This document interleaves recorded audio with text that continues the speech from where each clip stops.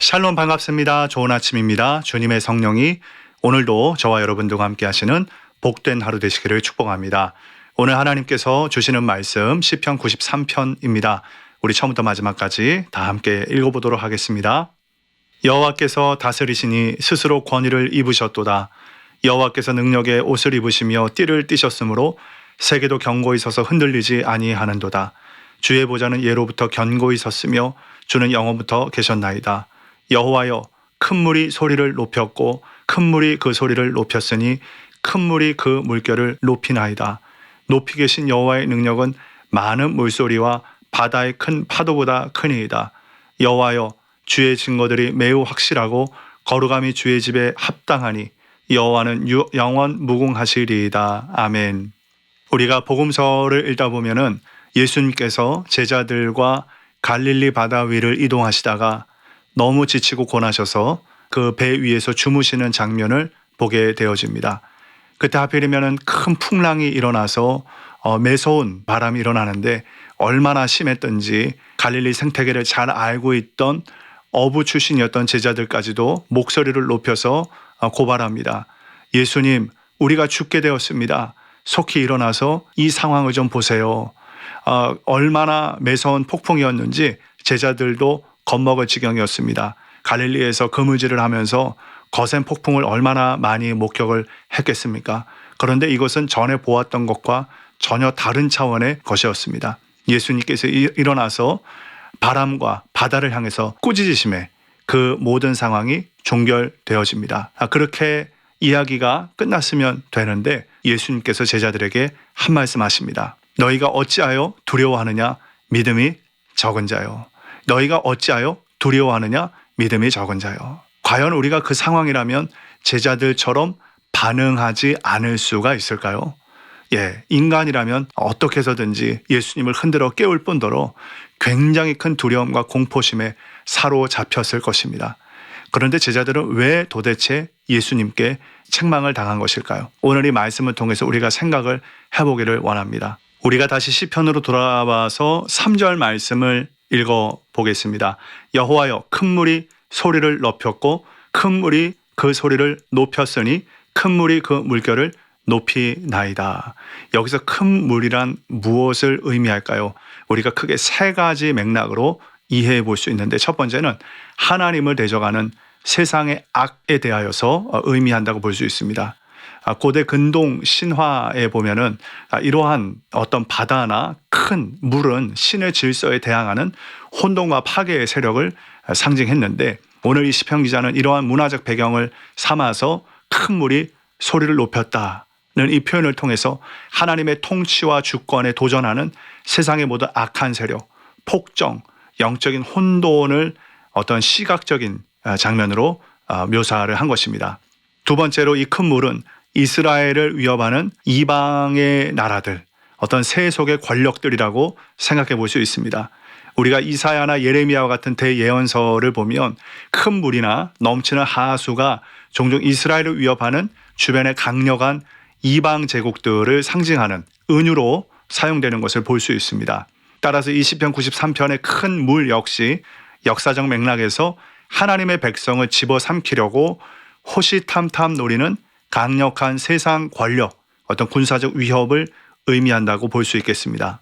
마지막으로 여기 큰 물은 인간이 제어할 수 없는 인생의 고난과 위기라고 볼 수 있겠습니다. 개인적인 차원에서 큰 물이 소리를 높이고 물결을 일으킨다 하는 것은 인간의 힘으로는 도저히 제어할 수 없는 압도적인 고난이나 두려움이나 위기 상황을 뜻한다라고 볼 수 있습니다. 감당하기 힘든 시련이 폭풍우처럼 몰아치는 상태를 나타내는 것입니다. 자, 방금 말씀드린 그 복음서의 내용, 즉 풍랑을 만난 제자들의 상황도 이와 같지 않겠습니까? 자신들의 힘으로 어찌할 수 없는 그 폭풍에 대하여서 예수님께 이 상황을 고발한 것입니다. 그런데 왜 예수님은 제자들을 책망했는지 다시 한번 우리가 생각해 보길 원합니다. 오늘 1절 말씀에 여호와께서 다스리시니 스스로 권위를 입으셨도다. 여호와께서 능력의 옷을 입으시며 띠를 띠셨으므로 세계도 견고히 서서 흔들리지 아니하는도다. 자, 이 말씀이 무엇을 의미하겠습니까? 하나님은 세상을 다스리시고 통치하시는 분이십니다.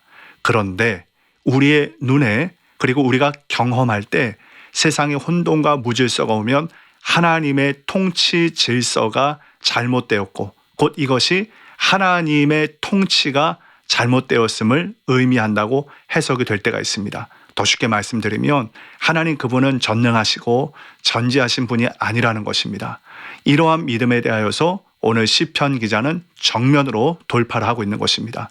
하나님은 여전히 불안정하고 악으로 가득한 세상이라 보일지라도 통치하고 계시는 진정한 왕이시다. 이 온 우주 만물을 다스리시고 시작하시고 또 운행하시며 또 종결하실 수 있는 진정한 왕이시다. 그래서 하나님이 다스리신다고 선포하고 있는 것입니다.